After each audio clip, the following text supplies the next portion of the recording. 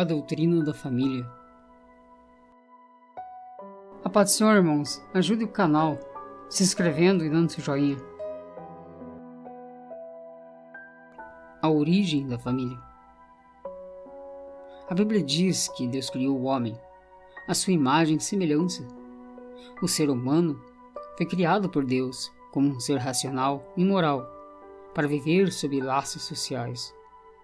Por isso, logo após ter criado o homem, Deus também colocou em prática o seu propósito com relação à instituição da família.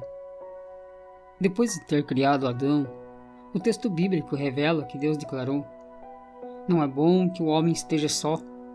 Far-lhe-ei uma adjunadura idônea para ele." Gênesis capítulo 2, versículo 18. Então, ao criar Eva para constituir uma unidade social com Adão, Deus também estava instituindo a primeira família.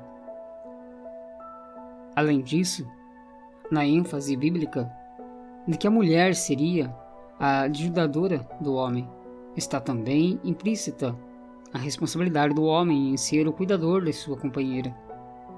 A partir do momento em que Deus apresentou a mulher ao homem, ambos foram naturalmente chamados ao comprometimento e ao zelo pela família. As bases da família, de acordo com o estudo bíblico. A palavra de Deus é o fundamento e o princípio regulador da família. Podemos perceber as bases que o próprio Deus estabeleceu para o relacionamento familiar. Em primeiro lugar, a família é formada a partir do casamento. Ao criar Adão e Eva, Deus disse: "Portanto, deixará o homem o seu pai e a sua mãe, e apegar-se-á à sua mulher, e serão ambos uma só carne." Gênesis capítulo 2, versículo 24. Este breve versículo expressa o modelo de Deus para o casamento, segundo o propósito divino. O casamento deve ser heterossexual. Deus uniu homem e mulher. Monogâmico. Deus deu apenas uma esposa a Adão e, consequentemente, um único marido a Eva. Monossomático. Homem e mulher devem se tornar uma só carne, envolvidos numa união física e emocional. Indissolúvel. Segundo o propósito de Deus, o casamento deve ser para toda a vida. A palavra apegar-se-á sugere exatamente isso. A família normalmente e naturalmente deve se estender através da chegada dos filhos após instituir o casamento. Deus abençoou o primeiro casal para que eles multiplicassem por sobre a terra. Os filhos são amplamente vistos na Bíblia como dádivas e bênçãos de Deus. Os filhos são herança do Senhor, uma recompensa que Ele dá, como flechas na mão do guerreiro, como está em Salmo 127, versículo 3 ao 5. Depois levantou os seus olhos e viu as mulheres e os meninos e disse: "Quem são estes contigo?"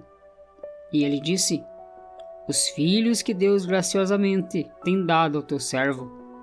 Gênesis capítulo 33, versículo 5. Este plano é claro. Um homem ligado a uma mulher. Milhares de anos mais tarde, Jesus afirmou que este ainda é o plano de Deus. Ele citou este versículo e acrescentou: "Portanto, o que Deus ajuntou, não o separe o homem." Mateus capítulo 19, versículo 6. Este casamento é uma relação para toda a vida. Somente a morte deve cortar este laço. Olha o que diz em Romanos capítulo 7, versículo 1 ao 3. Ora, a mulher casada está ligada pela lei ao marido, enquanto ele vive, mas se o mesmo morrer, desobrigada ficará da lei conjugal, de sorte que será considerada adúltera, se vivendo ainda o marido, unir-se com outro homem. Porém, se morrer o marido, estará livre da lei, e não será adúltera, se contrair novas núpcias. Deus aprovou as relações sexuais somente dentro do casamento. Não há nada de mal ou impuro sobre as relações sexuais dentro de um casamento aprovado por Deus. Em Hebreus capítulo 13, versículo 4, digno de honra entre todos seja o matrimônio, bem como o leito sem mácula, porque Deus julgará os impuros e os adúlteros. Esposos e esposas têm a responsabilidade de satisfazer os desejos sexuais dados por Deus aos seus companheiros. Olha o que está escrito em 1 Coríntios, capítulo 7, versículo 5. Não vos priveis um ao outro, salvo talvez por mútuo consentimento, por algum tempo, para vos dedicardes à oração, e novamente vos ajuntardes, para que Satanás não vos tente por causa da incontinência. As relações sexuais antes do casamento, mesmo entre pessoas que pretendem se casar, são condenadas por Deus. Em 1 Coríntios, capítulo 7, versículo 1 ao 2, por causa da impureza, cada um tem a sua própria esposa e cada uma o seu próprio marido. O marido conceda à esposa o que lhe é devido, e também, semelhantemente, a esposa ao seu marido. A mulher não tem poder sobre o seu próprio corpo, e sim o marido. E também, semelhantemente, o marido não tem poder sobre o seu próprio corpo, e sim a mulher. Em lugar nenhum da Bíblia encontramos autorização para uma mulher ter relações sexuais para conceber um filho antes ou sem casamento. A paternidade solteira, que está se tornando moda em nossa sociedade moderna, é um afastamento do plano de Deus, que terá sérias consequências para as gerações vindouras. Princípios bíblicos para os relacionamentos familiares. Embora homens e mulheres sejam iguais perante Deus, a liderança dentro da unidade familiar foi confiada por Deus ao marido.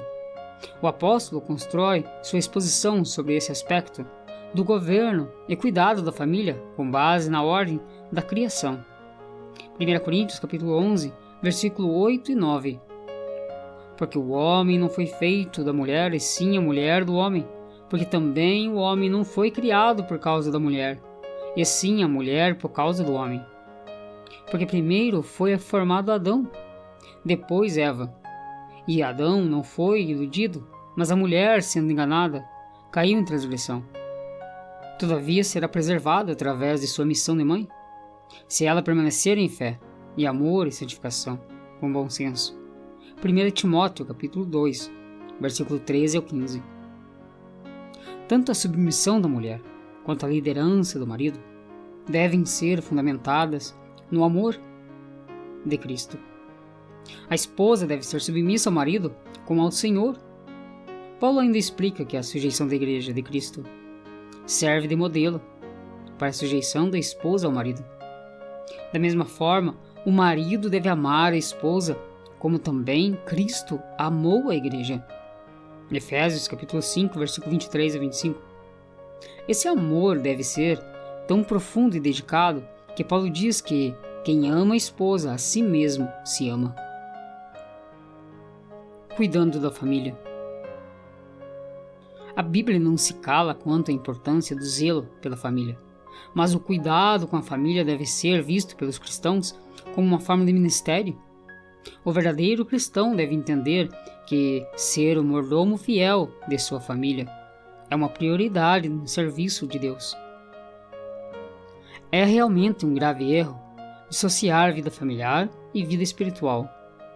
Na verdade, é impossível cumprirmos os propósitos de Deus para a família se desconsiderarmos a aplicação dos princípios bíblicos sobre o assunto de modo a nutrir um ambiente familiar profundamente espiritual. Em outras palavras, uma pessoa negligente com a sua família e que despreza os princípios bíblicos que devem nortear suas relações interpessoais não consegue experimentar uma vida de plenitude do Espírito. Por esse motivo, a Bíblia diz que os candidatos oficiais na igreja devem, antes de tudo, liderar de modo exemplar a própria família, como está em 1 Timóteo, capítulo 3, versículo 4 e 5. E que governe bem a própria casa, criando os filhos sob disciplina, com todo o respeito, pois, se alguém não sabe governar a própria casa, como cuidará da igreja de Deus? Então, antes de exercer qualquer ofício ministerial, um cristão genuíno é chamado primeiramente a ser filho marido e pai fiel. Antes de ser mordomo das coisas de Deus, numa comunidade cristã local, o cristão é chamado a ser mordomo da própria família. Da mesma forma, uma pessoa jamais será capaz de cuidar da sua família conforme a doutrina bíblica, se não for pela capacitação do Espírito Santo. Por exemplo, uma esposa jamais conseguirá ser submissa ao seu marido como a igreja é submissa a Cristo.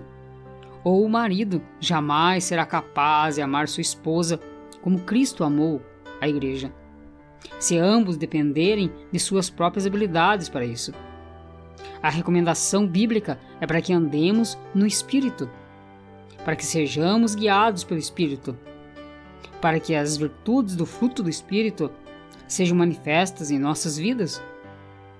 Obviamente, tal recomendação abrange nossa vida por completo, e isso inclui nossa vida familiar. Devemos cuidar de nossas famílias sendo imitadores do amor de Cristo e aplicando os princípios da palavra de Deus através de uma vida completamente controlada pelo Espírito Santo e comprometida com o serviço ao Senhor. Deus também definiu o papel dos filhos. Paulo revelou em Efésios capítulo 6, versículo 1 ao 2: Filhos, obedecei aos vossos pais no Senhor, pois isto é justo. Honra teu pai e tua mãe, que é o primeiro mandamento com promessa. Os pais que sustentam, instruem e preparam seus filhos devem ser honrados. E frequentemente é muito difícil corrigir anos ou mesmo gerações de erros. Mas está claro que o único modo pelo qual podemos esperar ter boas famílias construídas nos princípios divinos é voltar ao plano que Deus tem revelado. Temos que estudar a Bíblia, aprender esses princípios, aplicá-los em nossas vidas e ensiná-los aos nossos filhos e aos outros. Lembre-se, os benefícios serão eternos.